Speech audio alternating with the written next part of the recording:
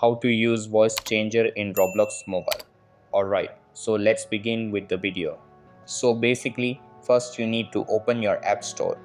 Over here, if you're on Android, go to the Google Play Store.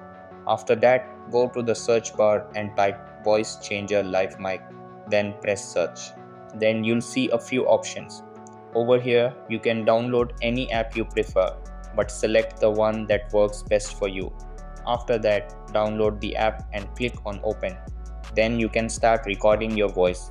Over here, you can apply different mixers to change your voice completely. After that, just enable the voice changer while playing Roblox. Then all of those voice effects will be applied in real time during your gameplay. So that's basically how you can use voice changer in Roblox mobile. So that's all for this video.